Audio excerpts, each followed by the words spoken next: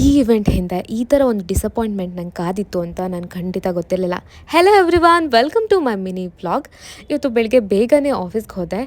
ಆಫೀಸ್ಗೆ ಹೋದ ತಕ್ಷಣ ಈ ಥರ ನನ್ನ ಸ್ಟುಡಿಯೋ ಇತ್ತು. ಇವತ್ತು ನನಗೊಂದು ಇವೆಂಟ್ ಇದ್ದಿದ್ದ ಕಾರಣ ಇದೆಲ್ಲನ ಕ್ಲೀನ್ ಮಾಡಿ ನನ್ನ ಡೆಕೋರ್ ಕೂಡ ಸೆಟ್ ಮಾಡಬೇಕಿತ್ತು. ಇವತ್ತು ನನ್ನ ಜೊತೆ ಯಾರೂ ಇಲ್ಲದ ಕಾರಣ ನಾನು ಒಬ್ಬಳೇ ಇದನ್ನೆಲ್ಲ ಮಾಡಬೇಕಿತ್ತು.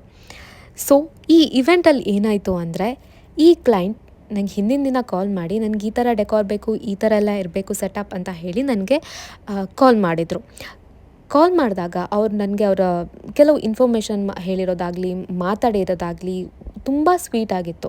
ಸೊ ನಾನು ಏನು ಮಾಡಿದೆ ಅಂದರೆ, ಅಡ್ವಾನ್ಸ್ ಕೇಳೋಕ್ಕೆ ನನಗೆ ಮನಸ್ಸೇ ಬಂದಿರಲಿಲ್ಲ. ಸೊ ಇವ್ರ ಪಕ್ಕ ನನ್ನ ಸೆಲೆಬ್ರೇಷನ್ ಇದೆ ಅಂತ ಹೇಳಿದ್ರು. ಸೊ ನಾನು ಬುಕ್ ಮಾಡಿದೆ, ಓಕೆ ಅಂತ ಹೇಳಿದೆ. ಬೆಳಗ್ಗೆ ಬೇಗ ಹೋದೆ, ಎಲ್ಲನೂ ಕೆಲಸ ಮಾಡಿದೆ. ನಾನು ಅವ್ರಿಗೆ ಬೆಳಗ್ಗೆ ಕಾಲ್ ಮಾಡ್ತಾಯಿದ್ದೀನಿ ಬ್ಯಾಕ್ ಟು ಬ್ಯಾಕ್. ಅವ್ರು ಕಾಲ್ ಪಿಕ್ ಮಾಡಿಲ್ಲ. ಹೀಗೆ ಕಾಲ್ ಮಾಡಿದಾಗ ಹಿಂದಿನ ದಿನ ಅವ್ರು ನನಗೆ ಈ ಥರ ಹೋಗಬೇಕು, ನನಗೆ ಈ ಥರ ಪ್ಲ್ಯಾನ್ ಇದೆ ಅಂತ ಹೇಳಿದರು. ಸೊ ಅದನ್ನೇ ಮನಸ್ಸಲ್ಲಿ ಇಟ್ಕೊಂಡು, ಓಕೆ ಅವರು ಬ್ಯುಸಿಯಾಗಿರ್ತಾರೆ, ಕಾಲ್ ಎತ್ತಲ್ಲ, ಅಂತೂ ಇವತ್ತು ಇವೆಂಟ್ ಇರುತ್ತೆ ಅನ್ನೋ ಪ್ಲ್ಯಾನಿಂದ ನಾನು ಒಬ್ಬಳೇ ಎಲ್ಲ ಕೆಲಸ ಮಾಡೋಕ್ಕೆ ಸ್ಟಾರ್ಟ್ ಮಾಡಿದೆ. ಮಧ್ಯಾಹ್ನ ಆಗ್ತಿದ್ದ ಹಾಗೆ I felt something is not right ಅಂತ.